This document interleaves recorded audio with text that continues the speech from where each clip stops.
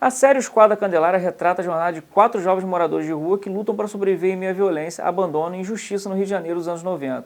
Os personagens principais, Sete, Pipoca, Douglas e Jesus, formam uma família improvável, mas a tragédia dessa cena da Candelária muda suas vidas para sempre. Os personagens, Sete, o protetor do grupo, é corajoso e altruísta. Ele é uma figura paterna para os outros e não hesita em se sacrificar por aqueles que ele ama. Pipoca é jovem, cheia de esperança, é a alma sonhadora do grupo. Apesar de sua inocência, ele é forçado a amadurecer rápido diante das perdas. Douglas é impulsivo e rebelde. Busca sempre proteger sua dignidade, mas sua impulsividade o coloca em situações perigosas.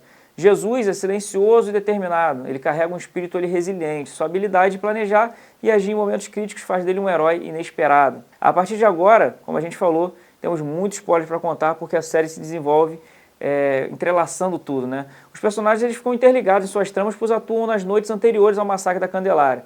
Quando na vida real aqueles vagabundos de farda surgiram na madrugada atirando os moradores de rua, Douglas tinha um sonho de fazer um funeral decente para o seu pai, interpretado por duas figuras renomadas. O pai biológico assassinado enquanto o pequeno Douglas ia ao banheiro é o Périx, o cantor, o sambista. O segundo, que o adotou após um assalto mal sucedido na venda de discos, era simplesmente interpretado por Leandro Firmino. Tá bem de paz aí o garoto, Ele tem um sonho de poder dar um enterro decente a esses pais após perdê-los, mas a sua situação de rua acaba impedindo isso e ele vai ali não medir consequências para conseguir dar esse enterro para ele. Sete, o outro personagem, tem a ambição de de entrar para a Marinha, mas morando na rua se torna muito difícil e ele acaba se envolvendo com uma pessoa muito mais velha que ele, que é um dono de um mercado, que é interpretado pelo Bruno Gagliasso, enquanto Sete é interpretado pelo Patrick Congo.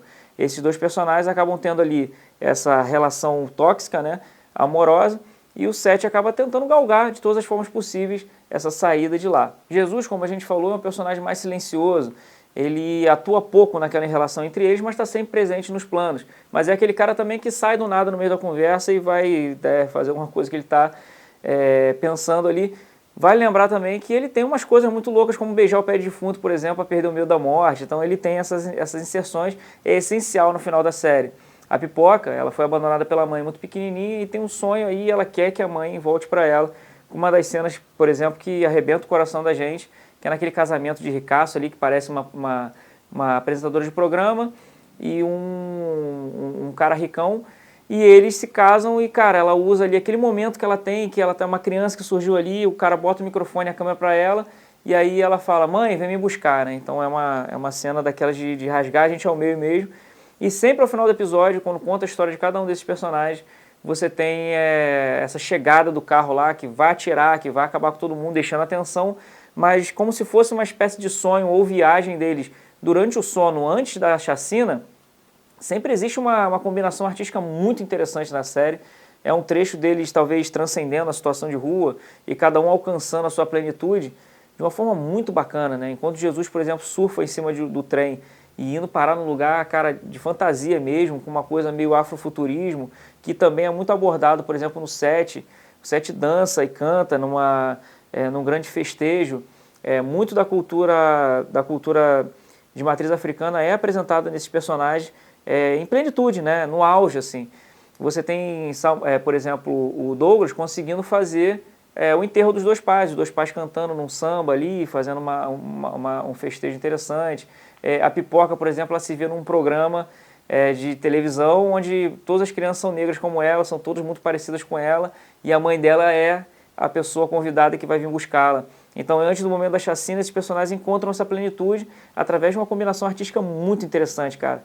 Estou falando de CGI, estou falando de computação gráfica, estou falando de um modelo assim, muito bacana que faz a gente viajar antes do terror, que é o terror que vai dilacerar, vai trazer para a realidade e fazer com que eles fujam pelas ruas desesperados, Ao final da trama você tem a chegada desse momento que ninguém quer ver, que é a da chacina, e aí a figura do Jesus acaba se tornando essencial porque ele dormiu dentro da igreja, dormiu lá em cima perto do sino. Quando os caras começam a chacinar todo mundo, Sete tem a chance de escapar. Ele está quase prestes a escapar, mas Pipoca ficou para trás e o cara vai mirar a arma nela e aí Sete se sacrifica para que Pipoca consiga escapar. No alto da igreja, Jesus grita, corre Douglas, mas Douglas não consegue correr dos caras, toma um tiro pelas costas e aí o jovem mais novo do grupo acaba morrendo ali mesmo. E aí quando tudo parece perdido e aí o par romântico dele né, do Jesus está quase sendo atingida, está quase sendo morta também por eles, ele tem a ideia de tocar o sino da igreja. E ele começa a badalar o sino da igreja como se fosse uma situação de guerra, os policiais se assustam com aquilo, os policiais não, né,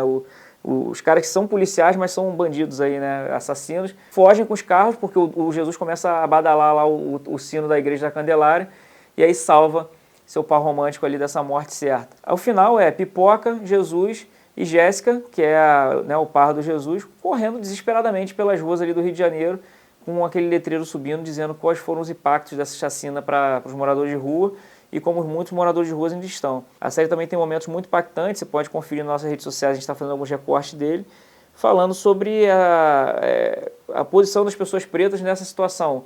Né? Então você tem um confronto ali do Sete com um cara guia turístico e os gringos, e ele fala umas verdades para ele ali, umas coisas muito interessantes durante toda a série. Aconselho vocês a ver, deixem nos comentários, comentem, compartilhem, curtam bastante.